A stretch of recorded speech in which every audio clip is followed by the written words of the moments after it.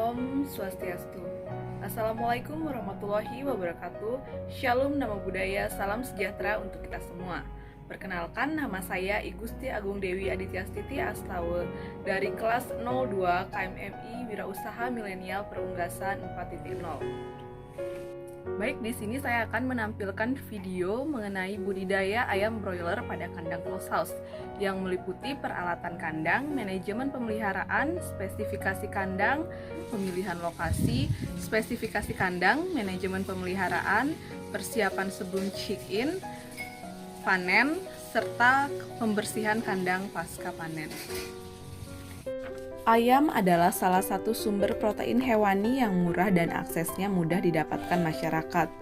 Survei statistik pasar menunjukkan bahwa saat ini konsumsi daging masyarakat Indonesia 70% dari daging ayam broiler. Dan kondisi ini diprediksi akan meningkat dari tahun ke tahun. Saat ini produksi ayam dalam negeri sudah surplus, yaitu kondisi di mana jumlah produksi ayam yang dihasilkan melebihi kebutuhan. Sehingga menjadi suatu kebanggaan saat ini Indonesia sudah bisa swasembada daging ayam. Untuk memaksimalkan hasil ternak ayam broiler yang didukung dengan perkembangan teknologi yang semakin maju, terciptalah teknologi untuk meningkatkan biosecurity, meningkatkan efisiensi usaha, menurunkan angka mortalitas, efisiensi pakan dan tenaga kerja, serta performa ayam, yaitu terciptalah inovasi beternak ayam secara modern dengan sistem kandang ayam close house. Perkembangan close house system pada kandang ayam broiler di Indonesia saat ini sangatlah pesat. Sistem perkandangan tertutup atau close house adalah sistem di mana dinding kandang dibuat tertutup, udara yang keluar masuk diatur melalui outlet dan inlet, sehingga kondisi lingkungan di dalam kandang dapat diatur dan disesuaikan dengan kebutuhan ayam. Sebelum membangun kandang close house, kita harus memperhatikan beberapa persyaratan dalam pembangunan kandang close house. Adapun persyaratan lokasi untuk pembangunan kandang close house diantaranya yaitu lahan memanjang dari timur ke barat, lahan cukup rata, tersedia jalan yang dapat dilalui truk bermuatan minimum 7 ton, tersedia sumber air bersih layak minum yang mencukupi sepanjang tahun, tersedia sumber listrik PLN 3 fase, dan juga aman. Konstruksi bangunan kandang close house direkomendasikan menggunakan konstruksi rangka baja. Hal ini bertujuan untuk mengambil keuntungan dari masa manfaat bangunan yang relatif lebih panjang atau dapat mencapai lebih dari 20 tahun, serta bertujuan untuk meminimalkan risiko kerusakan bangunan akibat hama, tiupan angin, banjir, dan fenomena alam lainnya. Tetapi, untuk mengurangi biaya investasi juga dapat menggunakan bahan-bahan lain seperti kayu, cor beton, baja ringan, dan lain sebagainya.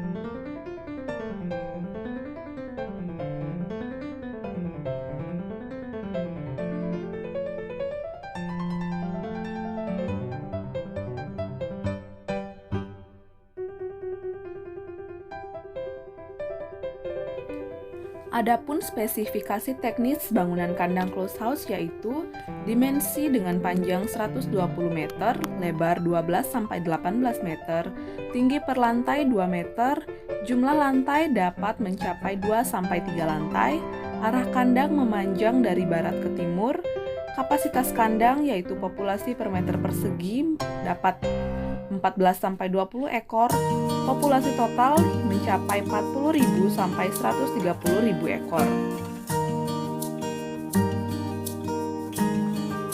Peralatan kandang terdiri dari ventilation system yaitu menggunakan exhaust fan diameter 52 inci terintegrasi dengan sensor dan controller, evaporative system yaitu menggunakan cooling pad terintegrasi dengan sensor dan controller.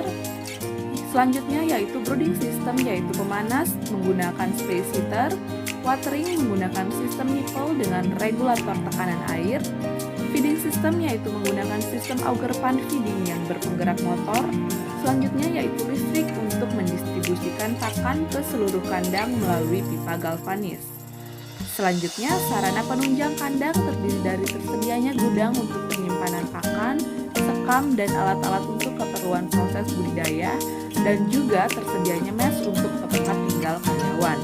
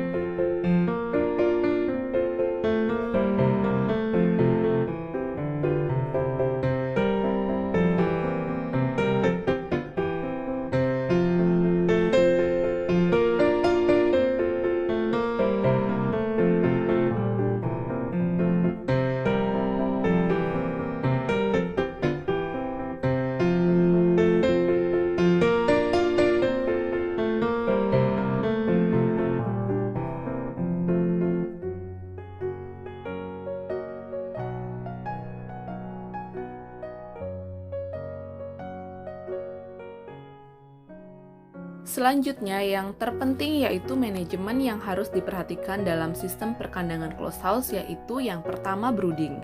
Brooding adalah critical point untuk mencapai performance yang baik. Brooding management berpengaruh kepada uniformity dan tingkat deplesi. Flock dengan awal yang kurang baik menyebabkan performance yang buruk.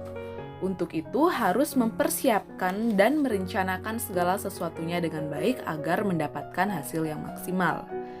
Selanjutnya yaitu environmental temperature, yaitu suhu harus sesuai dengan usia dan kebutuhan ayam. Selanjutnya adalah ventilasi. Ventilasi yang tepat akan meningkatkan performa ayam broiler. Ventilasi tidak hanya bertujuan untuk mendinginkan kandang, tetapi juga untuk mengeluarkan panas dari dalam tubuh ayam broiler. Karena ayam broiler modern menghasilkan jumlah panas yang cukup tinggi. Ventilasi yang kurang tepat dapat menyebabkan heat stress dan kematian mendadak pada ayam broiler. Selanjutnya yaitu sistem litter serta feed atau pakan. Dalam pemberian pakan, apapun tipe feeder yang digunakan, yang terpenting adalah feeder space harus cukup. Jika feeder space tidak cukup, akan menyebabkan lambatnya pertumbuhan. Kemudian water atau air. Menggunakan sistem nipple dengan regulator tekanan air, pengaturan tinggi nipple dapat disesuaikan sesuai umur ternak. Selanjutnya yaitu lighting atau cahaya. Lighting atau cahaya begitu penting karena intensitas cahaya yang tinggi akan membuat rangsangan nafsu makan dan minum yang lebih baik. Serta selanjutnya yaitu manajemen recording dan worker management yang begitu penting untuk menunjang keberhasilan kandang closed house.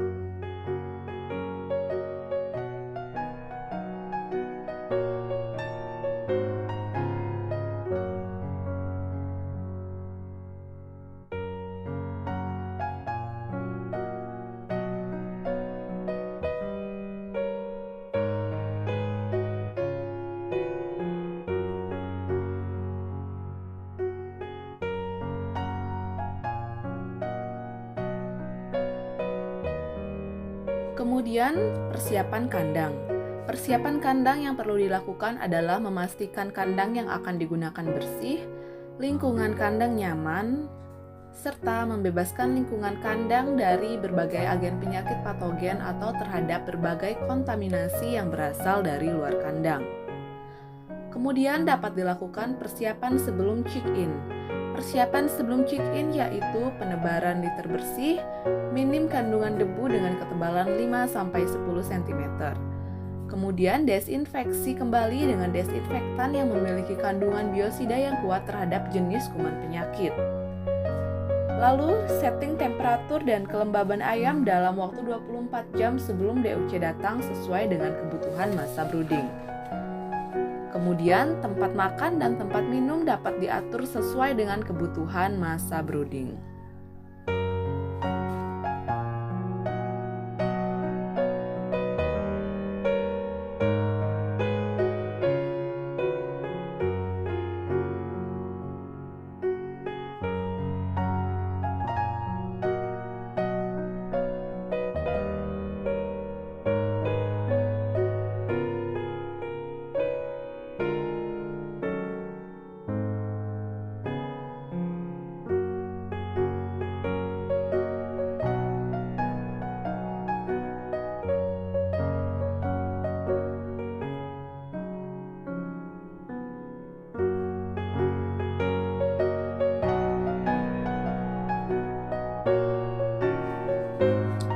Kemudian pada saat check-in, yang pertama saat DOC datang dilakukan jumlah pencatatan jumlah box, sampling bobot badan, hitung per ekor dan juga penebaran DOC.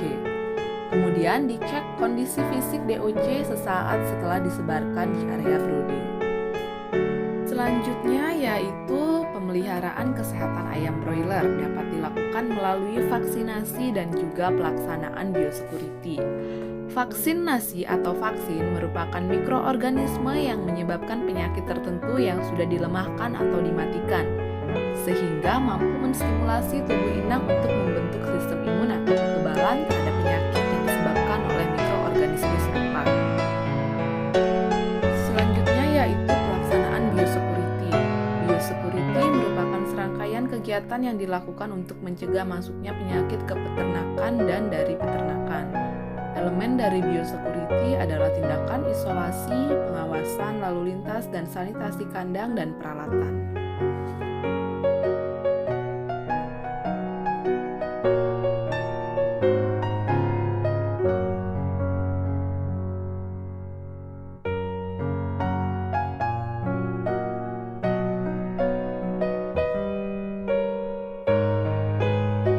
Setelah itu, setelah ayam memperoleh usia yang tepat untuk panen, dapat dilakukan persiapan sebelum panen. Persiapan sebelum panen terdiri dari pemberian pencahayaan yang cukup selama 24 jam agar ayam selalu makan dan minum, sehingga ayam dapat mencapai bobot potong sesuai yang ditargetkan. Kedua, buat jadwal ayam yang akan dipanen sesuai dengan berat badan ayam yang diinginkan konsumen. Selanjutnya, periksa laporan stok ayam sebelum dipanen agar bisa disesuaikan saat setelah dipanen. Keempat, hentikan penggunaan antibiotik 10 hari sebelum ayam dipanen guna menghindari residu yang tertinggal di tubuh ternak yang dikonsumsi. Namun, dalam hal ini pemberian vitamin masih diperbolehkan. Dan juga aturlah ventilasi dan sirkulasi udara dengan baik.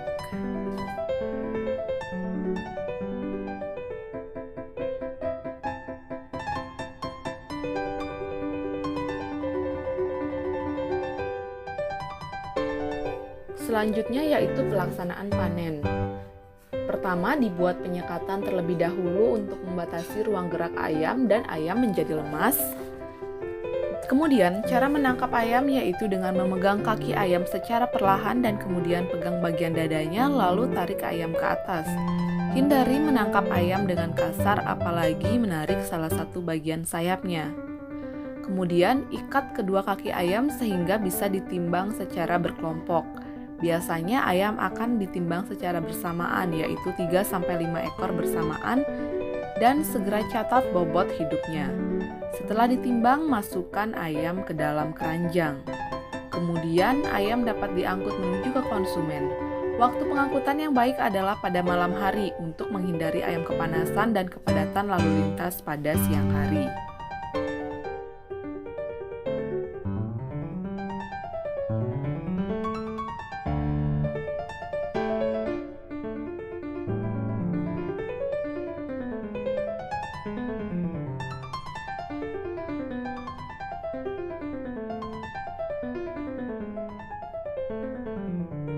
Setelah dilakukan pemanenan, dapat dilakukan pembersihan kandang untuk periode selanjutnya.